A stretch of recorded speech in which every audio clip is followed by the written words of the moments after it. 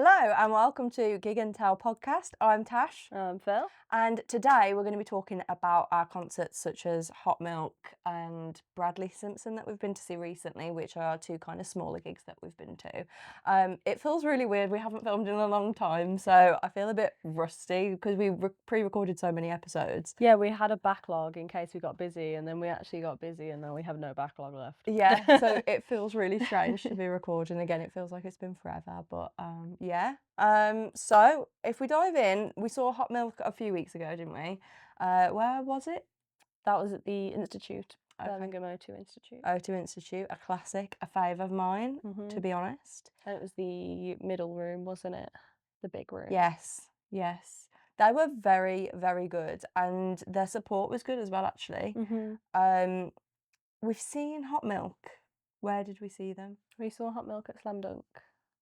At Slam Dunk, and they were really good then.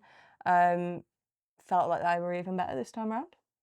Yeah, I think with it being like their own show as well, rather than like a festival set, it's always just better, isn't it? Like Yeah. festival vibes, but like I don't know, because they'll put a lot into a festival set as well, because you want to impress people, you want to get new fans as well as the fans that are there to watch it. Yeah. But when it's your own show, I feel like you have a lot more freedom because you know that people are already there to see you. Yeah. So there's a bit more freedom than when you're trying to maybe get a few new faces in.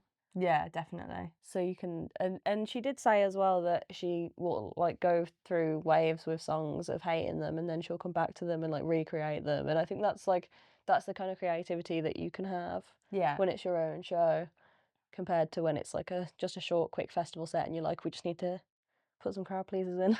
Yeah, and you know what? When you're talking about crowd pleasers, when we did actually go to see them at Slam Dunk Fest, both of us were very, very shocked because in fact, I think their most streamed song, At least on Spotify. They didn't play, which is Candy Coated Lies. And both of us were a bit gobsmacked, I think, at the fact that they didn't play it at Slam Dunk. So I wasn't getting my hopes up for this show because I was like, well, if they didn't play it there, I can't see why they'd play it. Like, maybe it's a song that they avoid. Wasn't sure if it's because it's a bit of a poppier song. That's what I like when they didn't play it at Slam Dunk. I was a bit like I was only shocked from the fact that it's their most streamed song, but I wasn't shocked from the point of view of the songs that they did play at Slam Dunk were all a lot heavier. Like they were all the heavier songs. Yeah. They didn't really play any of those like poppier, because they have a few of those poppier vibes, but they didn't really play any of them at Slam Dunk. So I was just like, I wasn't shocked. Yeah, I know what you mean. Like, it doesn't as fit the vibe, I suppose, but I still feel like some of the bands that were playing there have the same kind of feel. Like, I don't feel like No Offence is any less cringy than what Candy Coated Lies would have been. No. And I don't feel like, to be honest, I think Neck Deep are probably poppier than what Hot Milk came across as. But maybe that's just what they wanted to portray. She did say when she introduced Candy Coated Lies, that was when she said, I go through phases of hating songs and then I'll bring them back. And they did Candy Coated Lies at their headline show, but they changed it. It was completely different. So they did play it at this show that we've just been to. But yeah, they did kind of make it a little bit heavier, didn't they? Yeah. I think they've grown and they've changed musically, so she's tried to change it with them. Yeah. Yeah. Is what it is. Yeah, they've grown, haven't they? So they've developed the song to grow with them, I suppose. But that was a highlight of mine. I was very happy they played that because even though usually if it's someone's most streamed song, it's most likely not my favourite. I tend to like the ones that aren't people's favourites. The niche ones, yeah.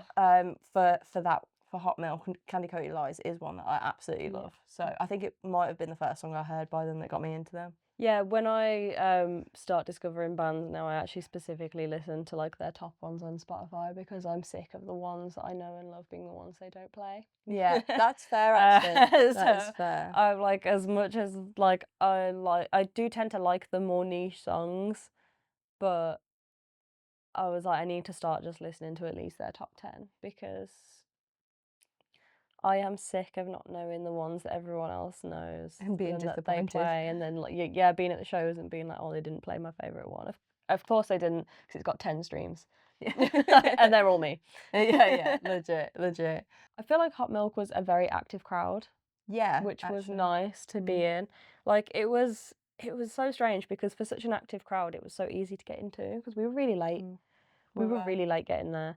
Like, we only caught the end of the one support act, didn't we? And when we walked in, I thought, fuck me, we're going to be stuck. Yeah, at the like back. we're going to be stuck right by the door. We're not going to be able to get through. But as soon as that support act went off, it was so easy to get through. Like, we before slithered down Hot the Milk side came and then on, in.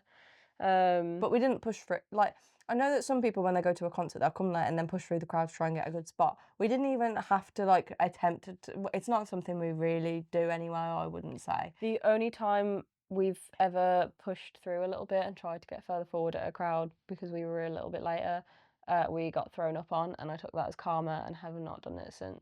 And actually, I kind of pushed through to get closer to Sabrina, but that's because I came later than my friends because I was at work. You were joining us, though. That's so different. I was joining you guys, so Yeah. I had to push through a little bit to get to you guys. We did that with Foo Fighters as well. Adam had been there all day. We went after work and got straight through to him. Foo Fighters, I felt very annoying.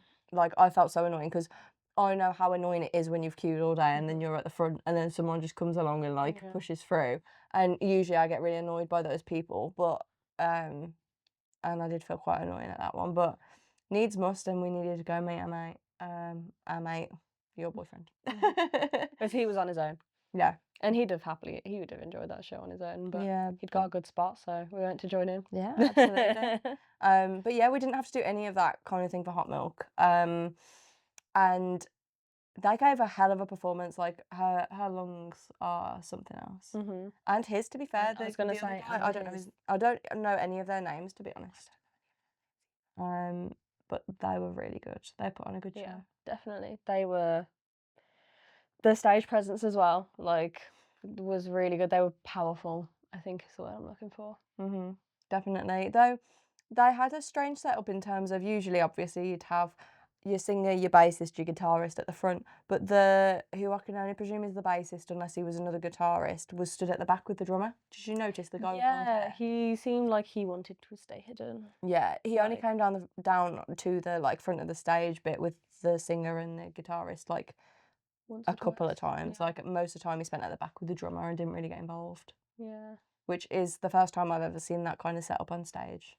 Yeah, no, I agree. It's normally only the drummer that's kind of at the back on their own, and that's because like they have to be. Yeah. Like they don't have any. They can't move around the stage and interact like the others can. But yeah, very good show. They're a band that I think I would recommend going to see, even if you don't know any of it.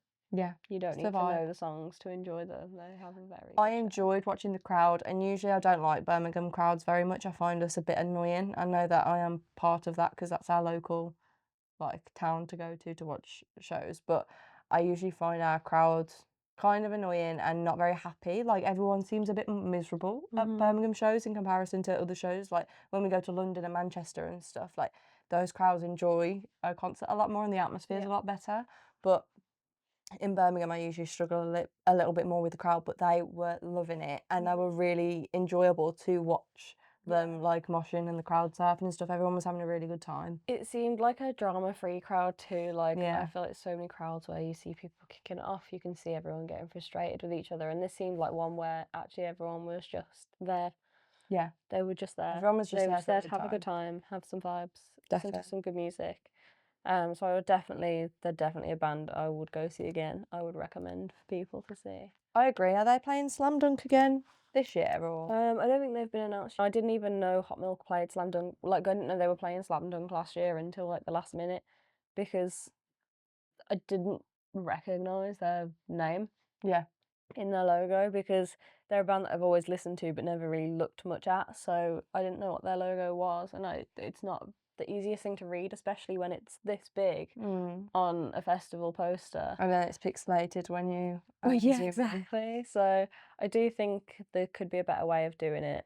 But yeah, I think also President, when that lineup for Slam Dunk was originally announced, I didn't know who they were. I don't listen to them, but I hear them a lot at work.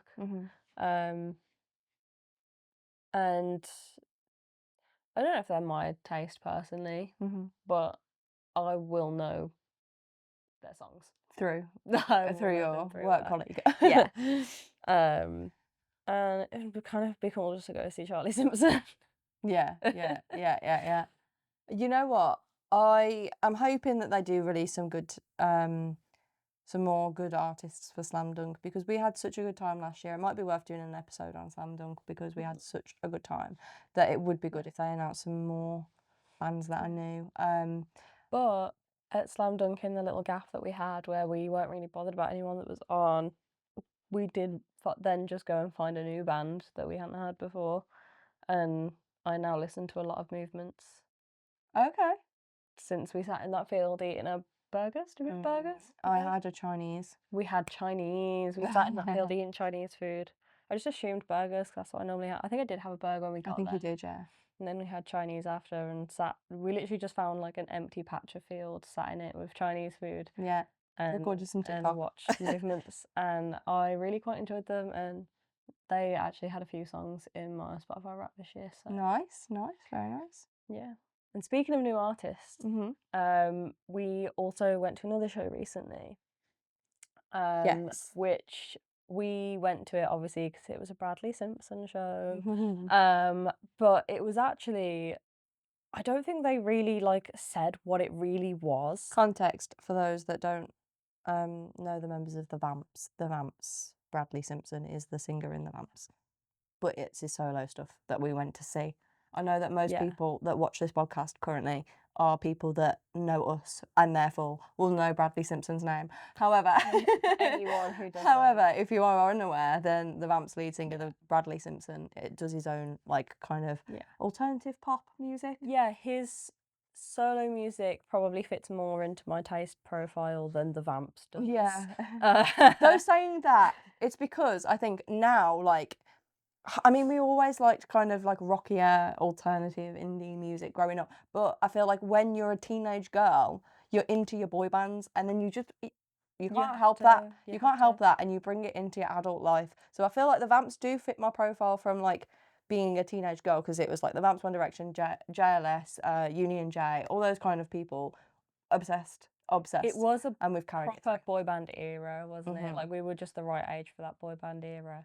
But generally speaking, other than boy bands, like our other wider range of music that we listen to is like much more indie, alternative, etc. pop punk.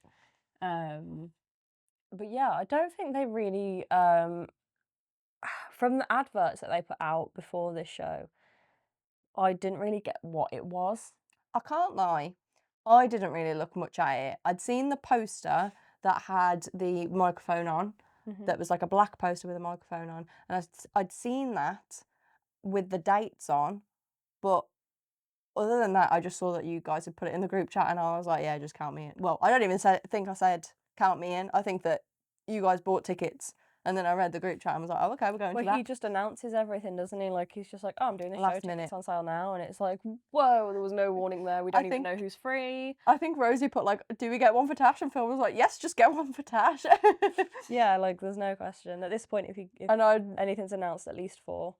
Yeah, and I looked through the chat when I was on my break at work or when I got home or whatever it was, and I was like, oh, cool, going to another concert. Yeah. Fab, thanks, girlies. Yeah, we thought we were done for the year. We did think we were done for the year. But yeah, so I noticed on that, when he was posting about it, it was all about the Open Arms show. And there was a whole page created then called the Open Arms. He was, because he put like more information will be announced on, and then like tagged the page. So I was like, okay, what is this about then? So the Open Arms is something that I think Brad started, and it's like a music community for new artists and stuff. Like a music community for people to come together and share the music that they made throughout the year and stuff. I love that. So he did the show with a few other people that he got in, and it was essentially people that he's wrote music with this year.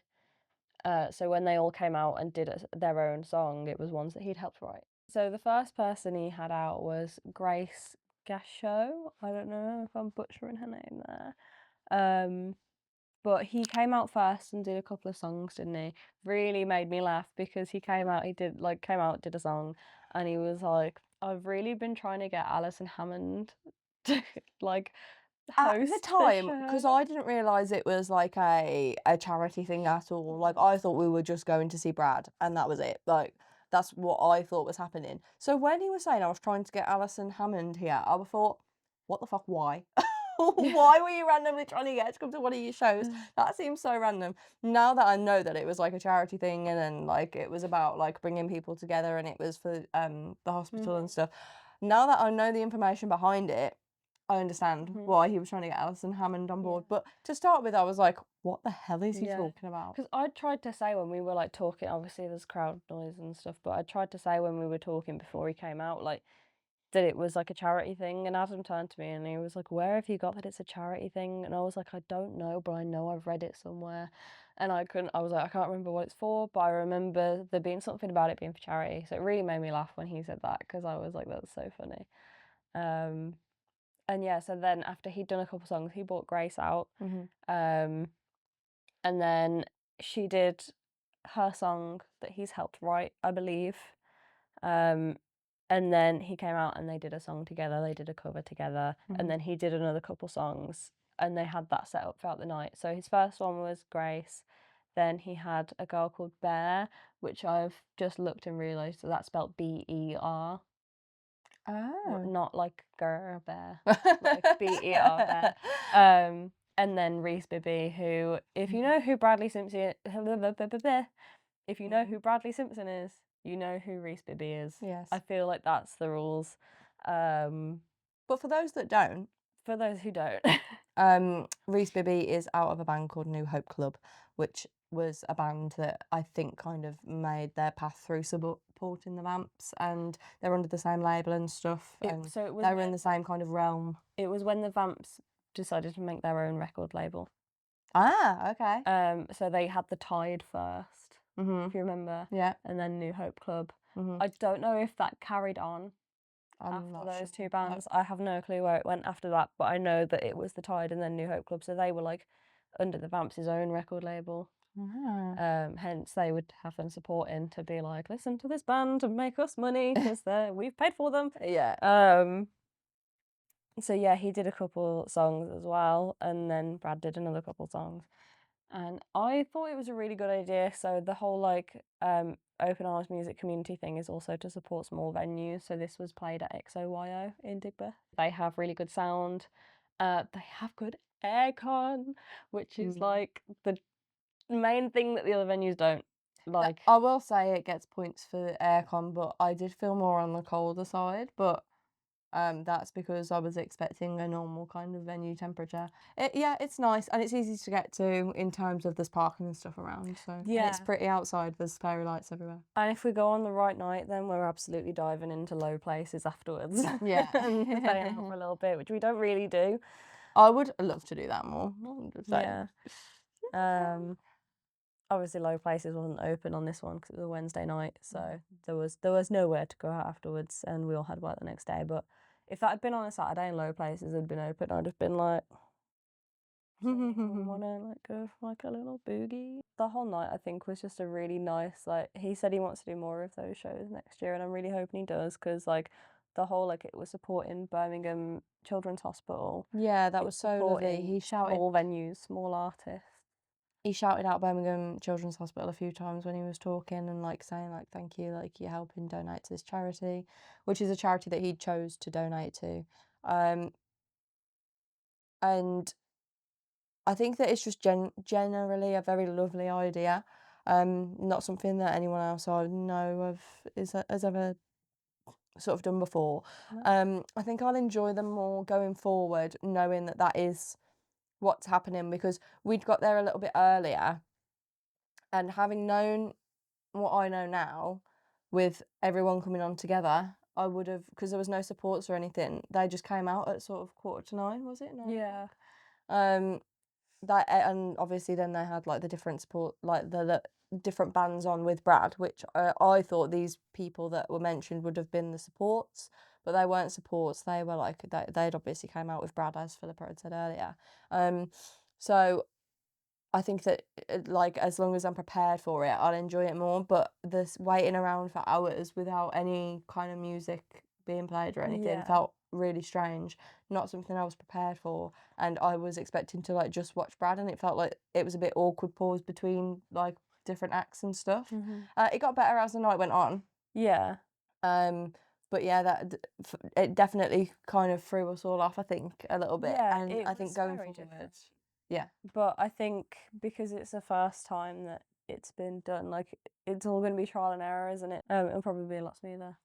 Yeah, yeah, I agree, and I will enjoy it knowing what I'm going into. Whereas because I thought we were just going to watch Brad, it all felt a little bit off. But I still had a good night, and it was a really cute idea, like a good idea of an event to See, hold. I knew there was like something more to it. I knew there was going to be multiple acts, but Multiple airs. multiple acts. Yeah, all I knew was that there was going to be multiple acts playing. I didn't know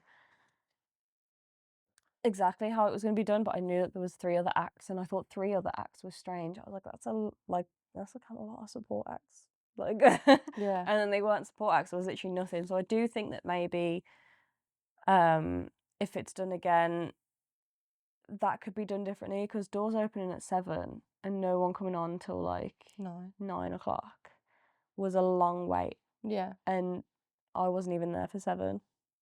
So I don't Or at think least announce that no one's going to be on until that time, because people will trickle in as and when they want to. or have someone as a support, because it's just a long time for Mm. nothing to happen. And like I kind of felt that before I saw Lizzie McAlpine last year. Was it earlier this year or was it last year? I think it was last year.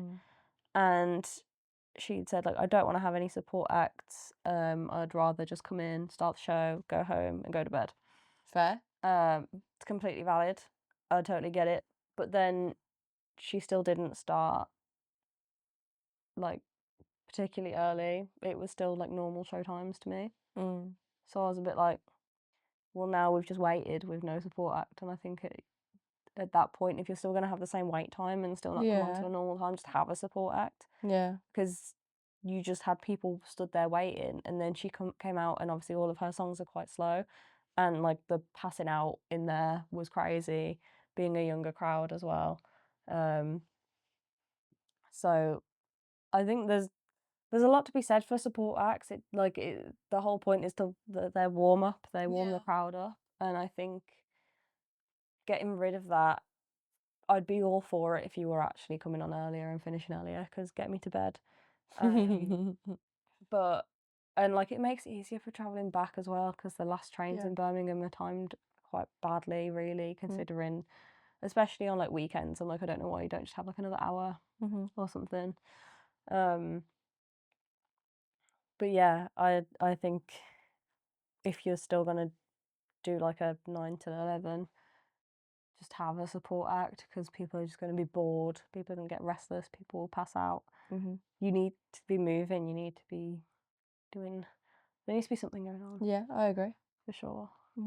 I hope Brad does more of them next year, and because they've done it and they've probably seen feedback from people about the night, then they can make adjustments accordingly and make it like a nice, smooth running night. Because I really like the concept as well of having like a little community and finding new artists, and I need to remember them, because like the songs that especially the 2 girls played, I was like, oh, they could make like an autumn playlist vibe. Yeah. But because they're songs that aren't out yet, I can't add them.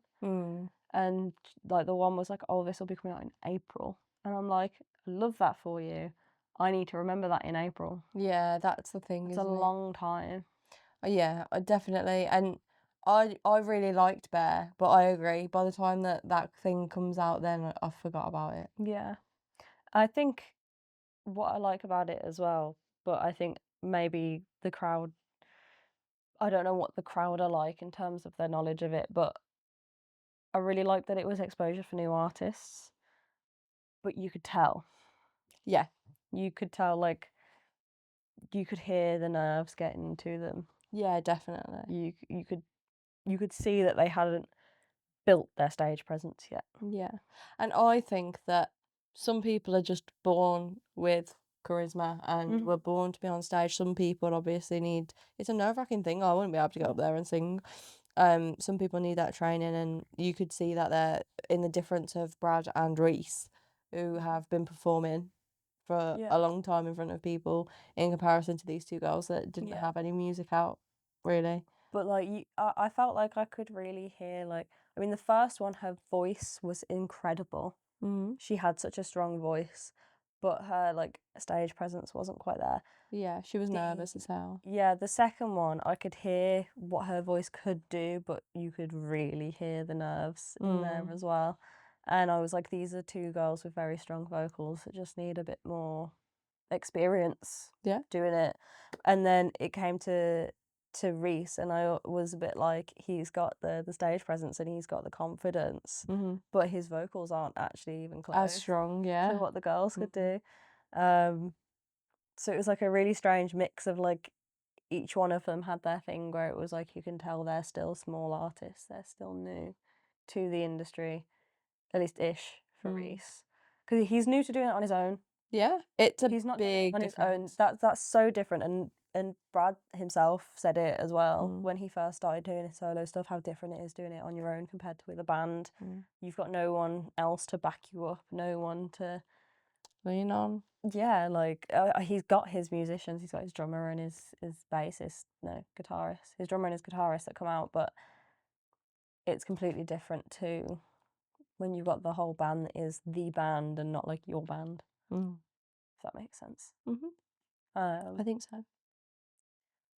Yeah, I really like the concept, and I hope Yeah. that the people in like the other people in the crowd had that open mind and weren't just like, who the hell is this? Yeah. I like discovering new artists. One of my favourite things about Spotify is Discover Weekly, because I like to listen to new songs and see what's thrown my way, especially when it's in the kind of genre that I usually listen to, because Spotify knows me, it knows what to recommend me. The same with Brad. I feel like he just really knew the vibe and what kind of people to bring out on stage. Like, he knew who to recommend to us, and it was a really nice vibe, a really nice evening. Different to what I expected, but nice. And yeah, I would 100% go to them. Actually, speaking of Brad, when we said we were going to see him, a couple of people at my work said like, "Oh, who are you going to see again?" And I said, "Oh, Bradley Simpson. He's like the lead singer of the Vamps, but he's doing his own solo stuff now." And they said like, "Oh, okay." I said, "We've seen him a couple of times before, because Brad has toured the same fucking album like what 4 times. It's actually ridiculous." So I said like, we've seen the same set pretty much already like 3 times. This was our 4th time seeing it within the last year or two. And he's only ever released the one album. And the people at work were just like, "What do you mean you're going to see the same artist 4 times?" And I was like, no, I'm not like complaining. Like, I've bought these tickets, and I'm not saying that I don't want to see this artist 4 times. It's not the artist that I'm talking about. I'm talking about the fact that it's the same show for the 4th time. I am upset that he didn't play Make It Make Sense. Though I loved Susie. He played Susie, Susie and that is sounded really good. I need another album, please. I know, I'm dying for it to come He's out. playing all these new ones, and they sound really good. Yeah, I really rated Susie, thought it sounded fantastic. I'm ready for new music from Brad. I'm ready to hear more music live from Brad. Saying that, I am pretty sad. I don't know if you can see her sniff at me, that's okay. I am pretty sad because I was expecting the Vamps 6. 6? Yeah. Was expecting the Vamps 6 TV6. next year. And it's not. I can't see how that's happening. No, I don't know when TV6 is gonna happen.